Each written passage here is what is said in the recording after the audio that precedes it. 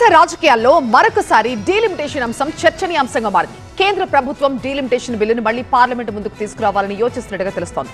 తృణమూల్ కాంగ్రెస్ లో ఏర్పడ్డ అంతర్గత సంక్షోభం, తమిళనాడులో డీఎంకే కాంగ్రెస్ విడిపోవడం లాంటి రాజకీయ పరిణామాలతో డీలిమిటేషన్ బిల్లు మళ్లీ వేగం పుంజుకున్నట్లుగా ఢిల్లీ పొలిటికల్ సర్కిల్స్ లో ఒక హాట్ డిబేట్ నడుస్తోంది.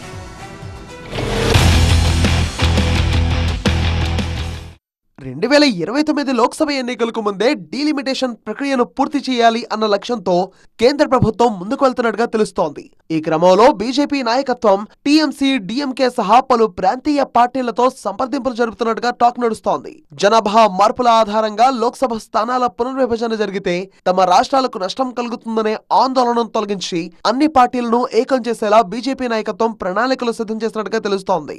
అలాగే మారిన రాజకీయ పరిణామాలను కూడా తమకు అనుకూలంగా మార్చుకునే ప్రయత్నాలను బీజేపీ చేస్తున్నట్టుగా తెగ చర్చ నడుస్తోంది. పశ్చిమ బెంగాల్లో మమతా బెనర్జీ నేతృత్వంలోని టీఎంసీలో విభేదాలు తీవ్ర రూపం దాల్చాయి. పార్టీకి చెందిన 58 మంది ఎమ్మెల్యేలు తిరుగుబాటు చేసి రితప్రతాప్ బెనర్జీని శాసనసభ పక్ష నేతగా ఎన్నుకుని స్పీకర్ గుర్తింపు కూడా పొందారు. అటు ఎంపీల నుంచి కూడా ఇదే వ్యతిరేకత వ్యక్తమైతే అది పార్లమెంటరీ సమీకరణాలను మార్చివేసి బిల్లు ఆమోదానికి అవసరమైన మద్దతు కూడగట్టడంలో కేంద్రం సక్సెస్ అవుతుంది అన్న చర్చ నేషనల్ వైడ్ గా నడుస్తోంది.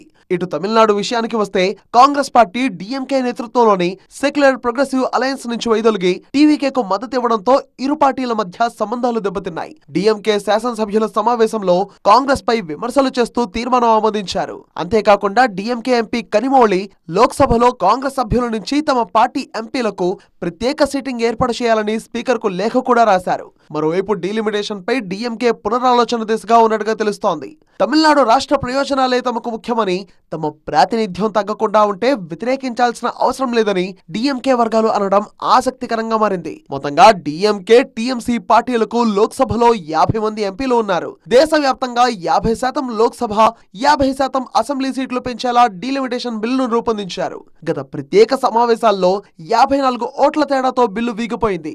అయితే ఇప్పుడు మారిన రాజకీయ పరిణామాలు, పార్టీల అంతర్గత విభేదాలతో బిల్లు పాస్ అయ్యే అవకాశాలు కనిపిస్తున్నాయి. దీంతో వర్షాకాల సమావేశాల్లో అయినా లేక ప్రత్యేక సమావేశాల్లో అయినా పెట్టి డీలిమిటేషన్ బిల్లును గట్టెక్కిస్తారా అన్న అంశం ఉత్కంఠ రేపుతోంది.